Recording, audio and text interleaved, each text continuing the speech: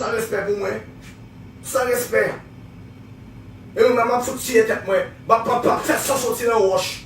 Sans foutre là. Toutes bagages sont Jeff. On a parlé Jeff. Jeff. Ou jouez bien vrai? Ou dans le monde, ou pas le monde quoi? Gros discussion faite entre même avant. But Jeff is not the problem. I'm not with Jeff. Me and Jeff are friends. Le problème c'est parce que pendant que problème avant, nos discussions avant, on monte New York à ici. Voilà en fait. Non, parce que ou t'as accusé, le mal non comme on dit t'appelle pas t'appelle. C'est où t'as accusé. Ou aller coin avec encore. Ou à New York, ou aller en fait, ou aller manger. Ou t'es là l'aime d'après coin avec là? Ah, faut pas avec. Parce que des fous dans sortir avec. Boucher comme une balle là. T'es là. Wow. Vous faut respecter. Yo, qu'est-ce qu'il dit? Qu'est-ce qui était là? Qu'est-ce qui était ouais ça? Non, mais qu'est-ce qui dit bah ça? N'importe la faute qui réfléchit sur le respect pour moi. Sur le respect pour Shabba. Okay, but let me tell you something. If it's not Jeff, it's gonna be. Let me tell you something. If it's not Jeff, it's gonna be somebody else. Yeah, but if it's not Jeff, it's gonna be somebody else. But this, I know it's been 14 years.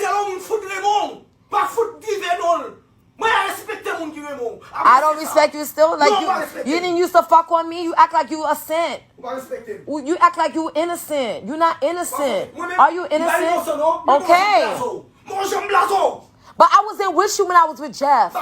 We weren't together no more.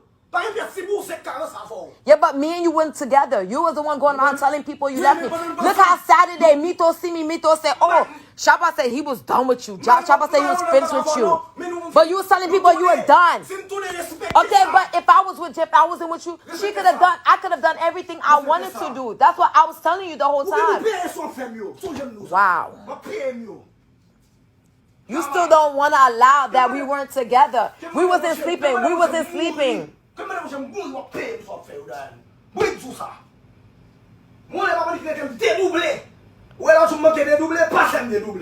For Jeff? So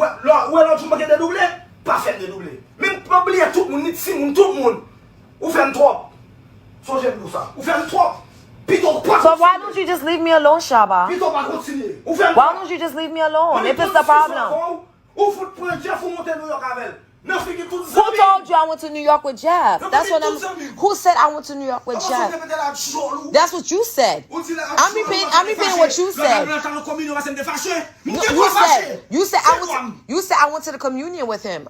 I didn't go to the communion with Jeff. Jeff was already at the communion.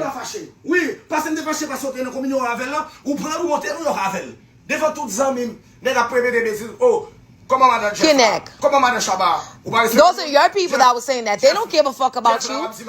But they don't care about you. They don't care. But they don't care about you. They don't care about you. They don't give a fuck about you.